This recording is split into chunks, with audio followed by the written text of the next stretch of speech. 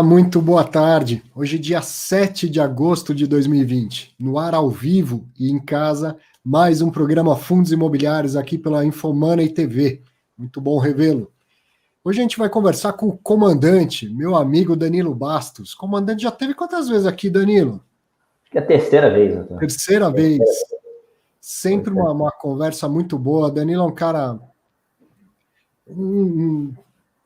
olha muita coisa ao mesmo tempo, estuda muita coisa, sempre me chamou a atenção, sempre gostei de ouvi-lo e principalmente gosto muito do trabalho que ele faz falando de fundos imobiliários e de educação financeira. Nesse trabalho que não é de hoje, já foram 3 livros de fundo imobiliário. O primeiro ele tirou do ar, não deveria, mas tirou do ar. O segundo, em coautoria com o Baroni, é o Guia Suno Fundos Imobiliários. E o terceiro é Perguntas e Respostas sobre Fundos Imobiliários, em coautoria com Rodolfo Marques, que tem o canal Vamos Pra Bolsa aí na internet. Mais um time todo que ajudou, prefácio e revisão até do NOD, grande NOD, né? É uma comunidade de amigos que a gente tem nesse mundo de fundos imobiliários. A Danilo, antes da gente começar a falar, e falando em livro, eu queria mostrar um aqui e agradecer muito. Não sei se você recebeu um desse, ó. Se não recebeu, morra de inveja.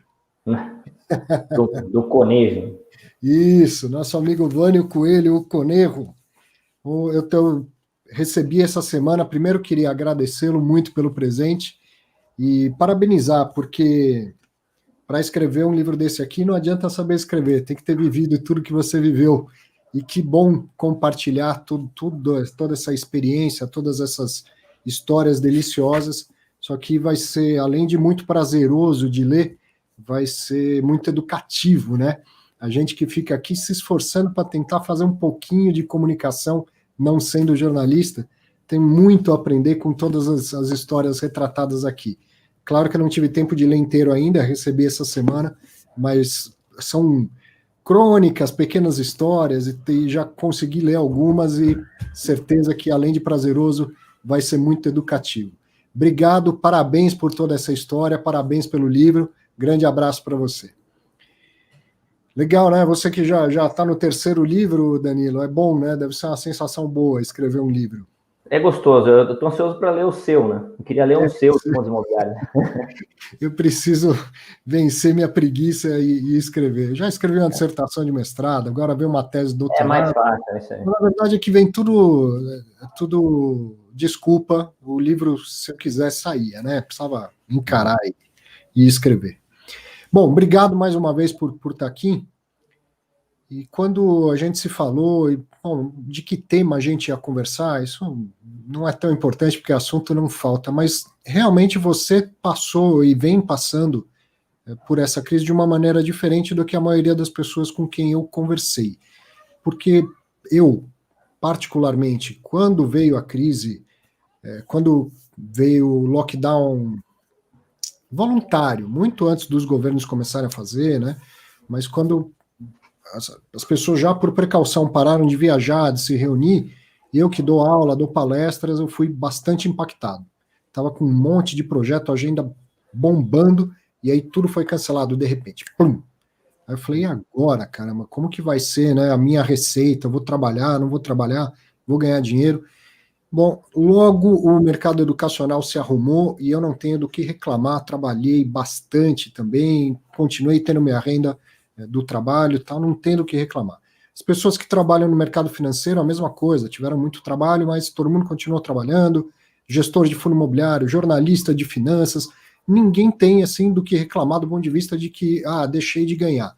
Mas você é aeronauta, você é comandante de avião, né, Danilo? E aí a sua vida foi diferente, né? Conta um pouco como foi isso e depois a gente vai fazer o link com o fundo imobiliário, como que a sua carteira de fundo imobiliário tem sido importante para te ajudar a atravessar esse momento. Exatamente, acho que algumas profissões tiveram um impacto maior, né? Outras nem tanto, e muita gente teve uma tragédia de ser demitido, né? Na aviação, tudo que envolve turismo, fluxo de pessoas, né? Tudo isso foi muito impactado, né? E é engraçado que o aeronauta, né? O aeronauta é o aviador e o comissário. Eles têm uma característica na remuneração dele, que boa parte da remuneração é variável, né? É em função da quantidade que você voa. Então, se Se você não produz, você tem uma redução drástica, né?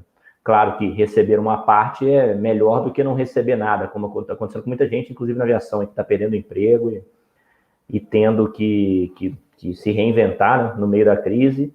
Empresas que estão quebrando, a gente está vendo várias aí, talvez aconteça ainda com mais algumas, mas de qualquer forma você tem um corte no orçamento e você tem que redesenhar a vida, né? As negociações estão acontecendo, né? Mas todo mundo que quer pagar, quer conversar para postergar, mas quem quer receber o quanto antes, porque precisa pagar outros. Então, enfim, basicamente essa é a realidade de quem teve renda sofrida. A gente vê com várias pessoas. Eu tenho brincado com a galera que essa crise traz uma grande lição, né?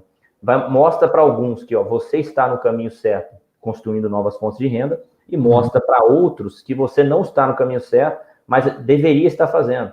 Colocou em evidência isso. Ou se você está passando por uma perda na sua renda, ou você está vendo alguém próximo, com certeza, sentir esse impacto e ter que tirar o filho da escola, cortar algo importante, enfim.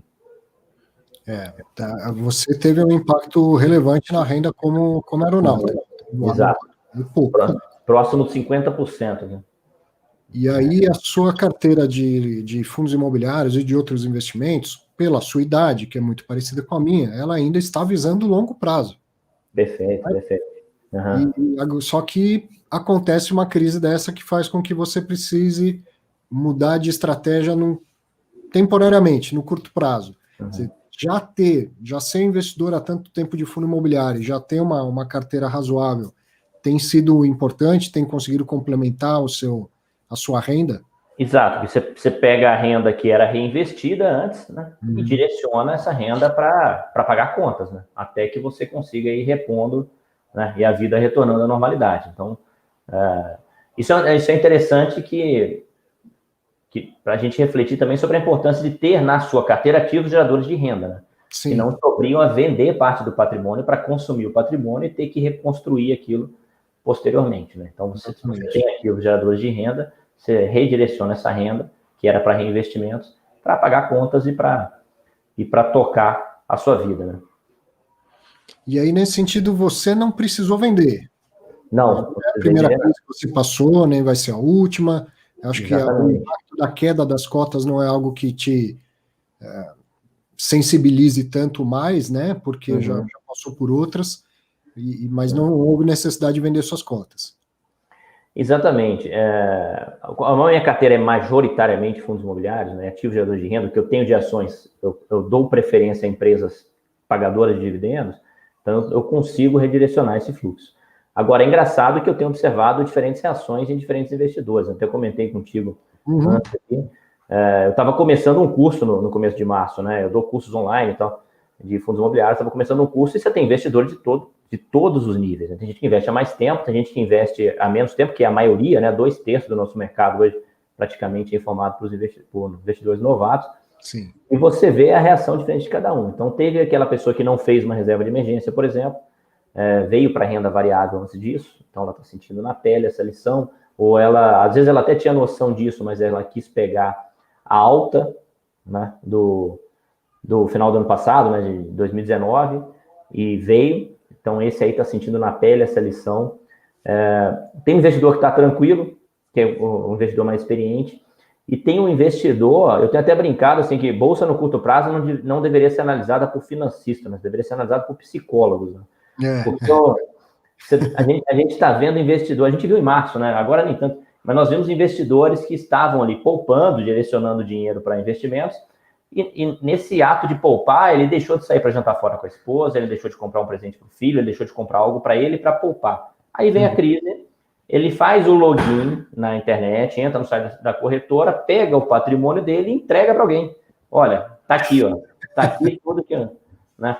Aí a bolsa tem que interromper a negociação, né? Para proteger você. Para proteger você de quem? De você mesmo. Porque se ela não te segurar, você vai lá, pega o seu patrimônio e entrega para alguém, baseado em premissas absurdas, né? O medo, o pavor aí de curto prazo e tal, né? Isso levanta, inclusive, a importância da educação de novo. Muito bem lembrado. É evidente que algumas pessoas, de fato, precisaram fazer isso. Isso, né? Exatamente. A gente sabe que os movimentos são emocionais, em sua grande maioria e tal, mas alguns precisaram fazer. perderam o emprego e não tinha reserva de emergência. Precisaram por uma falta de planejamento, muito provavelmente.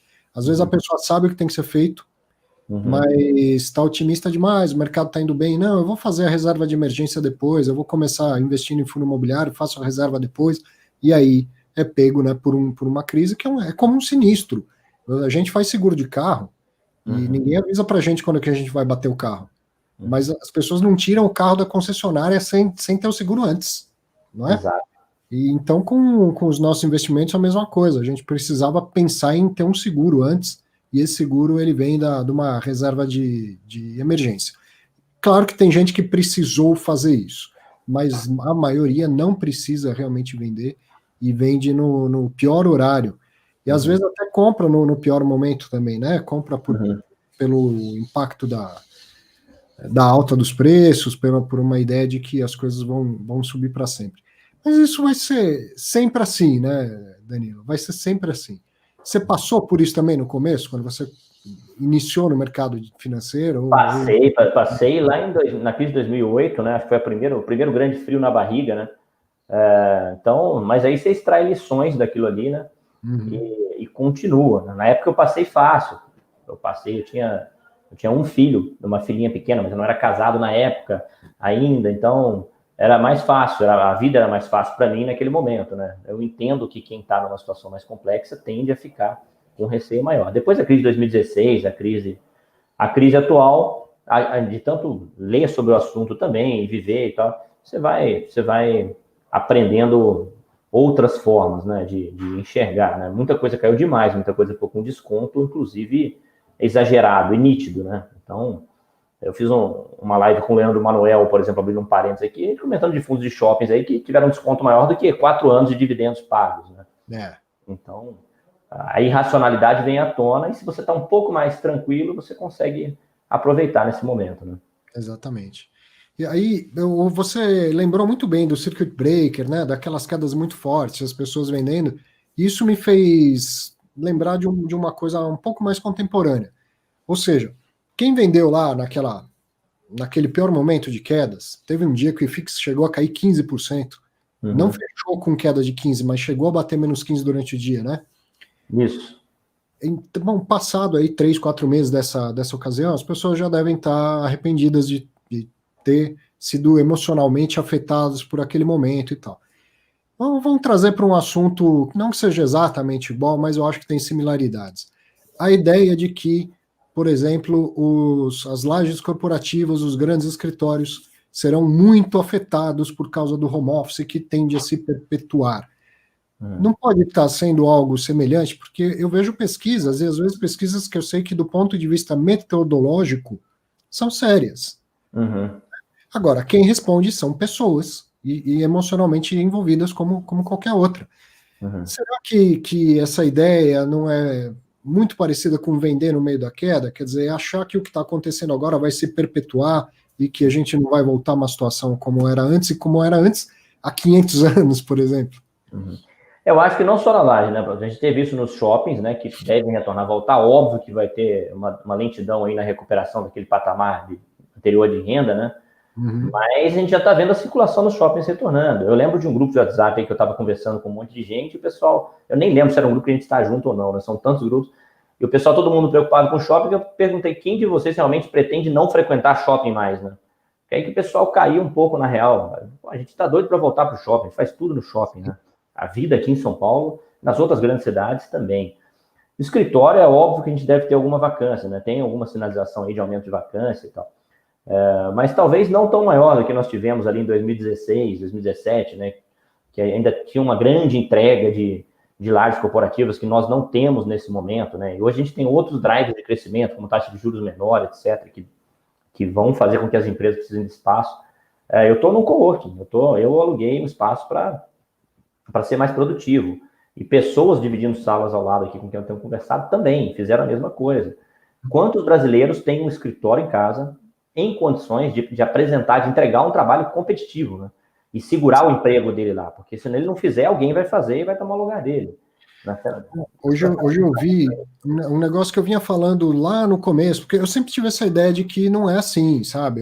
As lajes, por exemplo, serão impactadas por uma crise econômica, né? Mas não por uma ideia de que a gente não volta mais ao trabalho, né? E uma das coisas que eu sempre chamei a atenção é a questão da segurança da informação, que, na minha opinião, ela fica prejudicada com as pessoas fazendo home office. Hoje eu vi que a capa, se não me engano, da Época Negócios, trata disso, do quanto está tendo ataque cibernético durante essa época da pandemia, porque a segurança da informação foi relaxada com os home offices. Né? E aí tem a cultura da empresa, né? Como é que você vai treinar um colega, como é que você vai treinar um outro funcionário que tende a aprender ali com a convivência dos demais?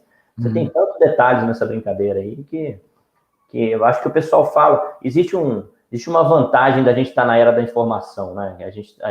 Todo mundo que divulga conhecimento está causando a disrupção do problema da educação no Brasil. Vamos nos manter aqui no Brasil. Isso é bom. Por outro lado, produzir conteúdo dá trabalho. Então, sim, às vezes eu parar, pesquisar e raciocinar é muito mais difícil do que eu simplesmente copiar do que aquele cara ali falou. Olha, aquele cara está falando que vai acabar. Eu vou falar também, porque se eu errar, eu erro com ele, erro com outro fulano que falou também. Né? A gente pode errar, mesmo tendo opinião contrária, faz parte, né? Faz parte da exposição, você está dando a cara a tapa e errar. Mas eu acho que está faltando um pouco de racionalidade até de quem está replicando da informação. A gente está vendo, não teve tanto lojista assim quebrando nos shoppings, né? Não teve. Acho que a medida dos shoppings aí foram boas. Não tem tanto espaço assim fechado. Eu já estou voltando a circular em shoppings. E eu não estou vendo tanto espaço assim vazio. Eu estou num coworking com 90% de ocupação. E não teve redução. Né? Então, óbvio que alguma vacância a gente vai ter. Mas está longe de ser uma tragédia como estava sendo anunciada antes. Né? Eu já tinha o meu escritório em casa, mas eu não tinha equipamentos, um estúdio em casa. E aí acho que eu me sinto como quem está fazendo home office forçado. Eu comprei um microfone, eu comprei uma luz que tem aqui, ó, a diferença, grande, mas ainda assim incomparável com a estrutura que tem no estúdio do Infomoney, de áudio, de luz, de câmera, incomparável. Eu tô louco para voltar a circular, dar aula, dar palestra, frequentar estúdio, né? E acho que as pessoas também, assim que puder, todo mundo, não digo, mas a grande maioria das pessoas vai voltar a seus postos, a estrutura que não tem dentro de casa, né? E a gente precisa separar um pouco também, senão fica todo mundo louco fazendo tudo dentro de casa, né? Exatamente. A própria produtividade, é melhor você colocar roupa e sair para trabalhar. É o que eu tenho visto aqui. Aqui tem contador, tem uma menina que trabalha com pós-venda de uma escola de inglês. Todo mundo saiu de casa e veio ser produtivo, porque precisa entregar resultado. Né? No final não vai funcionar. Você falou que começou em 2008 e tirou lições daquela crise. Talvez ainda seja cedo, mas já tem lições dessa que você está internalizando e que um dia vira também conteúdo, porque você tem feito um trabalho de educação financeira que é muito legal. Tem alguma lição já dessa? Por exemplo, você falou que a maior parte do seu portfólio está em fundo imobiliário. Lá na fase que estava caindo 10%, 15%, você chegou a se arrepender e falar, putz, devia estar com a carteira mais diversificada, ou estar convicto? E qual, independente de ser isso, qual uma lição que você tem tirado dessa fase? Acho que são duas coisas, né? Primeiro, que a importância da reserva de emergência que veio à tona, né?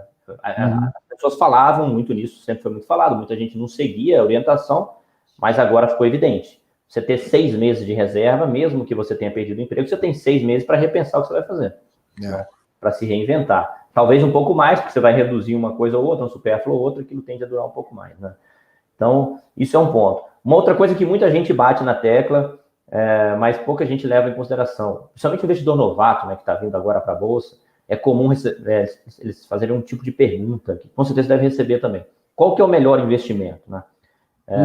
Eu brinco que isso faz tanto sentido quando você entrar numa farmácia e perguntar lá para o farmacêutico qual que é o melhor remédio. O cara vai perguntar, mas para quê? Né? Você está com dor de barriga ou com dor de cabeça? Aí eu conto isso para esse investidor novato, ele vira para mim e fala assim, não, eu quero ganhar uma grana. Também faz tanto sentido quando você falar para o farmacêutico, eu quero melhorar a saúde, né? Sei lá, a vitamina D é diferente da vitamina C. Então, tem o cara que está com objetivo de curto prazo, tem o que está com um objetivo de longo prazo, tem o que quer casar no final do ano, o que quer comprar a cadeira de roda do irmão, tem o que quer gerar renda para aposentadoria, que deveria ser o objetivo comum, né, de todos nós, né? Então, o meu objetivo, meu foco sempre foi na geração de renda E eu sempre tive uma carteira diversificada entre ações e fundos imobiliários. Eu gosto de renda variável, né? Eu sei que não é todo mundo que gosta de finanças, né? Então, para mim, investir também é um prazer. Então, eu acabo investindo naquilo que me dá um prazer também de acompanhar. Né? Mas eu reduzi a minha exposição em ações em 2016 em função da crise que nós passamos na época. Eu também tive uma redução salarial e eu tinha com a minha esposa programado de ter o Thomas, que nasceu em 2017, e poder fazer essa mudança ali no meu portfólio, migrar ações para fundo imobiliário, triplicou meus rendimentos na época. O fundo imobiliário paga muito mais renda do que ações. Então, permitiu a gente tocar a vida e seguir no nosso planejamento, entendeu? Então, eu tive minha carteira com mais exposta a fundos imobiliários desde aquela época. Agora, com a crise, eu aproveitei para comprar ações e começar a recompor o portfólio de ações. Mas eu acho que o investidor pode fazer isso e deve ao longo da vida também, né? Porque os nossos objetivos, sonhos, desejos, isso vai mudando. Né? Você vai revendo, você não é a mesma pessoa sempre, né? Os seus sonhos não são os mesmos, objetivos, etc. Então, isso faz muito sentido. E eu acho que é isso que a pessoa precisa responder, né? Depois da reserva de emergência, vou investir para quê? Qual é o objetivo, né? Então, e começar a separar isso aí. Então, isso é uma importante lição também. Por quê? Muita gente veio em 2019 para fundo imobiliário. Por quê? Porque está subindo para caramba. Só isso, né? Então, isso não é a razão. Coisas que não mudam do ponto de vista, sei lá, global, vamos dizer, macro, não mudam. As pessoas podem mudar, né? Você pode ter cometido um erro em 2008 que já não cometeu mais em 2016, nem em 2020, mas o mercado que é o macro de todas as pessoas sempre vai ter, na sua maioria, pessoas buscando respostas de curto prazo e muito estimuladas pelos últimos 2, 3 meses. Se subiu muito, vai continuar subindo, se caiu, vai continuar caindo. E tem duas coisas aí. O novato querendo saber qual é o melhor investimento e uma situação um pouco mais atual, que a internet é uma maravilha e dá voz a quem queira, né? Mas às vezes dá voz a alguns que não tem muito o que falar. E esses que vão falar de finanças, defendendo um investimento como o melhor, e isso aí é inacreditável na minha cabeça. Tem gente que fala, o investimento é ruim, o bom é esse porque aquele é ruim. Então, a ação é bom e fundo imobiliário é ruim. Cara, vai estudar finanças, então antes de falar, vai estudar um pouquinho mais, né?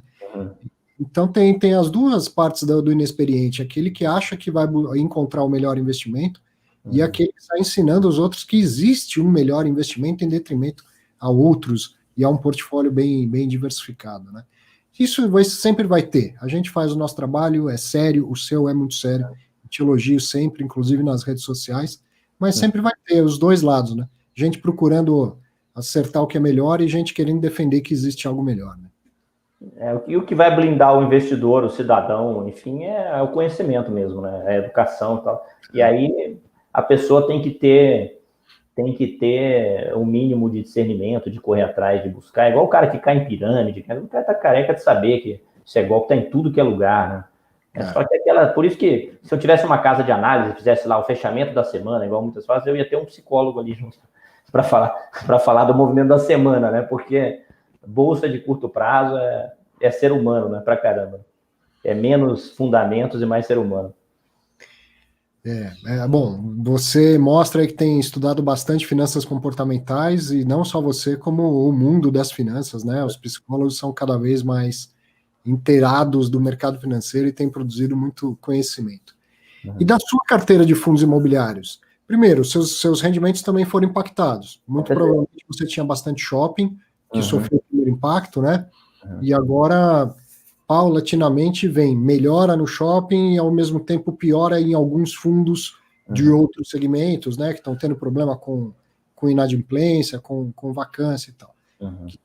Você precisou fazer uma mudança. Quando você planejou a chegada do seu terceiro filho, você mudou o seu portfólio tirou um pouco de ações, colocou mais fundo imobiliário. Agora, já com a prole toda e com 3 filhos, não sei se é toda, não sei se não vem um quarto aí, né? Mas com a prole toda e tendo reduzido os seus ganhos como aviador, você fez alguma mudança pontual de curto prazo no seu portfólio para preservar a renda? Não fiz. Eu fiz uma alocação em ações para aproveitar o desconto, né, digamos assim, de empresas que eu já acompanhava, algumas já tinha na carteira e considerava boas opções. Fiz alguns aportes em fundos imobiliários, mas assim, eu sou um cara que estou mais exposto à renda variável, né? Então eu sou conservador dentro da renda variável. Fundo imobiliário, basicamente, eu me exponho aos maiores segmentos, que é lajes corporativas, galpões, shoppings e papéis. O shopping foi mais impactado, né? Abriu uma oportunidade de compra ou outra, talvez a gente veja um rendimento outro caindo aí nas lajes também, né? Em função de aumento pontual de vacância, mas não fiz mudança de portfólio em fundo imobiliário. Eu acho que eu gosto muito da analogia com o imóvel mesmo, né? A gente está comprando por um longo prazo, o que vale é o ativo que está ali dentro. E, enfim, a gente vai embora e você tem que comprar o que você vai embora e aquilo vai ficar, né? Seu neto vai passar, o meu avô comprou aquele shopping ali para mim, né? Um pedacinho daquele shopping ali para mim. Sim. Eu acho que é mais ou menos essa a mentalidade. Mas, novamente, deve ter gente... A gente está na fase de acumulação, né, Nilo? Mas gente na fase de fruição, eu acredito que alguns tenham que... Quem conseguiu não vender, mas talvez tenha que ter defendido sua renda. Então, talvez vender shopping, comprar agência bancária ou coisa assim, e não que seja melhor ou pior, mas para a circunstância daquela pessoa pode ter feito sentido, né? Comprar papéis, de repente, enfim, né? Assim, acho que sim, acho que muita gente sim, acho que depende do impacto que cada um teve, enfim, né? Como ele gerencia ali o portfólio. E é uma das vantagens do fundo imobiliário, ter liquidez e te permitir esse tipo de mudança de acordo com o seu cenário atual ou com o cenário que você projeta para frente. E é disso que eu queria falar um pouco. O que você está vendo para frente? O que você está projetando para o mercado de fundos imobiliários? Outra coisa, a gente tinha até lembrado disso e quase não falamos. A possível tributação de rendimentos de fundo imobiliário. Quantas vezes você já ouviu isso e quantas vezes você já teve que responder sobre isso? Queria a sua opinião. A minha, todo mundo já sabe, se vier, um dia virá, as cotas desvalorizam, os preços se ajustam e a vida segue, o mercado continua se expandindo. Mas você que tem também bastante contato com investidor e com alunos, o que você sente deles e qual a sua opinião em relação a uma possível tributação de rendimentos? Eu brinco o seguinte, tudo na brincadeira, né? Eu sempre faço brincadeira aqui, eu nunca quero me colocar melhor do que ninguém, nem pior, mas eu brinco que quem começa a colocar as qualidades de fundos imobiliários é isento de imposto de renda, ele não sabe nada, pode parar ali, ele precisa se orientar melhor e tal. Ele não está agindo de má fé necessariamente, mas ele não entendeu o produto que ele está se propondo a falar sobre. Existem diversas vantagens. Eu acho também que a gente vai ter uma queda, num primeiro momento, em linha com o tamanho da tributação, se for de 15%, 15%. Num segundo momento, talvez até um pouco maior, por causa do histerismo coletivo. Agora, isso no dia seguinte, terceiro dia, quarto dia, é o mercado que vai ditar, né? Vai estar tudo tributado. Eu vou vender e vou comprar o quê, então? Imóvel tributado. Vou para renda fixa tributado. Dividendos de ações devem ser tributados numa reforma tributária ampla, né? Então, não é fugir da tributação, não é um segredo. Todos os outros benefícios vão continuar existindo. É um produto que é tributado no mundo inteiro, através dos REITs, né, que são similares. A gente não tem fundo imobiliário fora do Brasil, mas a gente tem o REIT, que é muito semelhante. E é um produto que performa muito bem, né, no mundo inteiro, com a tributação. Então, o problema não é a tributação. Claro que vai haver um impacto ali no primeiro momento, mas faz parte desse jogo, né? Mudanças de regras faz parte de diversos mercados, profissões, etc., né? E uma hora tem que tirar a rodinha dessa bicicleta, né? Exatamente. Então, isso é o que eu acho da tributação. Não me preocupa, não acho que vale a pena aguardar, porque a gente não sabe se vai vir agora ou daqui a 20 anos. Tem gente esperando desde 2015, lá no final de 2015, quando o Jucá levantou essa lebre e não rolou. Então, acho que não faz sentido você esperar por causa disso. Quanto ao mercado, eu acho que é um bebezinho que nem tirou as fraldas ainda, né? A gente triplicou o tamanho no passado, triplicou. A taxa de juros começou a cair, começou o impacto. O pessoal começou a perceber, né? A gente tem quase 5 trilhões de investimentos conservadores no Brasil. Não significa que isso tudo vai vir para a Bolsa, né? Tem 40 bi nos fundos de pensões aí, em imóveis, que vão ter que vir para fundos imobiliários em algum momento. E tem um país que deve crescer muito com essa taxa de juros baixa. É um investimento que o pessoal está descobrindo. Vai vir muita gente para esse mercado, novos educadores, analistas, investidores. Então, fico feliz de estar participando disso. Acho que os investidores deviam se conscientizar disso e aproveitar o crescimento, né? Porque muita coisa daqui a 5 anos, o pessoal vai pensar, deveria ter comprado antes, deveria ter entrado antes. Né? O mercado em franca expansão, como tudo no mercado, o crescimento não é em linha reta, é um zigue-zague, né? Mas, então, a gente vai ter uma coisa ou outra pontual que pode desagradar, mas faz parte aí do crescimento da nossa indústria. Assim como na vida, né? Assim como na vida. E em setores, você tem alguma coisa que te chama a atenção? Eu vou ser bem direto. Você acha que, por exemplo, o galpão industrial está caro? Eu acho que o galpão em boa localização, a gente não tem espaço, né, sobrando, né? Eu vi entrevista de especialistas, inclusive, nesse segmento. Não tem galpão AAA no Brasil, e não tem espaço, né? Localização boa não tem. Então, eu acho que não está caro, porque quando a gente fala em taxa de juros baixa e crescimento do Brasil, nós não estamos falando de crescimento do setor imobiliário, né? Está falando da empresa que vai alugar esse galpão. Sim. Então, eu acho que não. Acho que não está, não. A gente tem... Quando você consegue receber, se for comprar uma NTNB longa, 3 e alguma coisa, você consegue comprar fundo imobiliário hoje pagando 7% ao ano, 7 e pouco. Acho que não tá caro. Tem uma coisa ou outra que tá num preço justo, né? Mas acho que, no geral, existem muitas oportunidades ainda, como qualquer cenário. Até quando estava tudo caro mesmo, né? 2019. Tem oportunidade, né? Sempre tem oportunidade. É questão do investidor parar e olhar. Hoje, algum setor te parece caro ou algum setor te parece barato? Acho que algum setor, tem setor que nitidamente tem mais risco, mas tem oportunidade, como shopping, por exemplo, né? Então, não vou citar fundo específico aqui, mas tinha investidor que pagava, sei lá, falando valores aqui, o cara pagava R$100 no final do ano passado para receber R$10 por ano de dividendos, a cota cai a 60, né? Se ele for ficar um ano sem dividendo, um ano e meio, tá caro ou tá barato, né? Existe o risco daquilo não recuperar naquela velocidade e tal, mas existem oportunidades e é custo-benefício, né? O cara assume ali para ele ter o risco, a relação risco-retorno. Ele vai correr um risco maior para ter um retorno maior. Acho que tem oportunidade em tudo, inclusive em laje, que tem muito debate aí sobre. Acho que, se você for olhar com carinho, você encontra oportunidades também. Uma última aí. Fundos de fundos, você investe? Não tenho. Eu não tenho, porque... Passiva. Como que você vê a chegada da gestão passiva? Acho excelente, porque assim, nem todo fundo de fundos superou o IFIX, né? Quando a gente puxa aí no passado, o que chega a ser um absurdo, né? Porque teoricamente deveria acontecer. Mas, assim como todo fundo de ação também não supera o IBOV, né? Alguns setores irão se destacar mais, outros menos. Acho ótimo para o investidor iniciante, acho ótimo inclusive, ler relatório de fundos para o iniciante, porque é uma aula, você consegue enxergar o que um profissional, que é um investidor de fundo imobiliário igual você, está pensando. É bom para o iniciante porque tira esse conforto, esse desconforto de começar, que você está começando por algo diversificado, e acho interessante para o investidor também, que gosta desse tipo de ativo, gosta de entrar ali e acertar o timing de repente, de comprar algo mais barato, está alinhado com a tese do gestor. Eu prefiro escolher os fundos pontualmente ali, né? O stock picking, né, de fundos imobiliários, porque eu gosto do assunto, né? Mas então não tenho na carteira, não. Mas não tenho nada contra, eu acho que ela cabe na carteira de qualquer investidor, do iniciante, do investidor mais avançado, enfim. É questão de opção, mas não tem fundo de fundos. Como mais um segmento que acabou ficando grande, né, no nosso mercado. Bom, Danilo, pelo horário eu preciso encerrar. Quero te agradecer muito por mais essa participação. Hoje é um dia especial, você sabe, e foi bom ter você aqui comigo também por essa ocasião. Obrigado por mais muito sucesso para você, parabéns por todo o trabalho educacional que você faz. Muito obrigado. Obrigado pelo convite. Estou à disposição lá no Instagram, @DaniloGBastos, conteúdo de fundo imobiliário por lá. Valeu, um abraço, Danilo. Para você, mais um minutinho antes da gente terminar, que tem um recado importante. Hoje eu me despeço do internet. Me despeço com muito carinho, com muito respeito.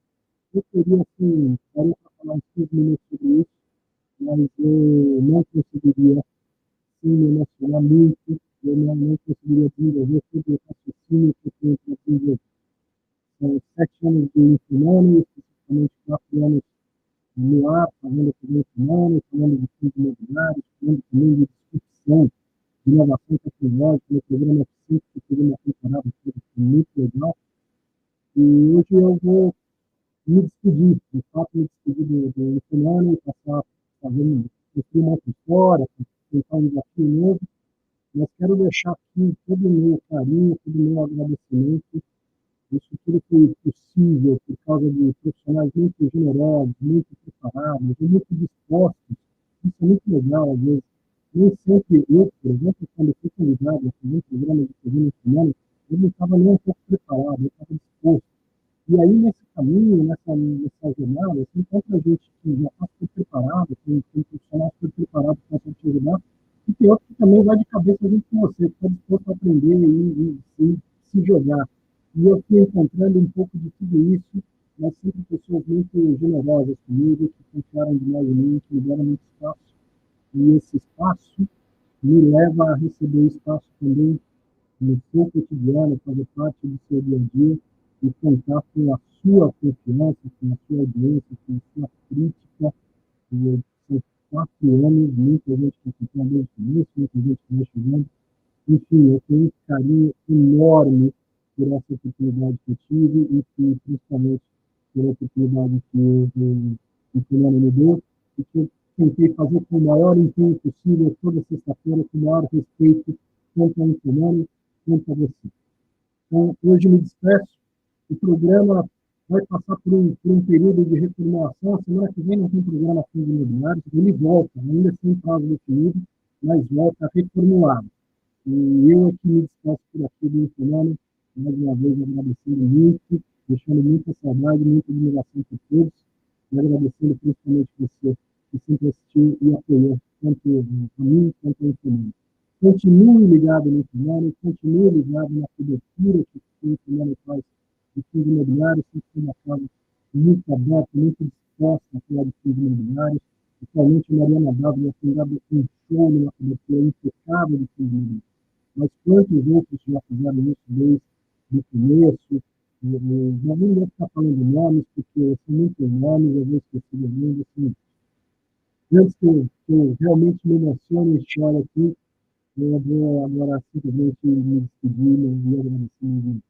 Um grande abraço para você, obrigado por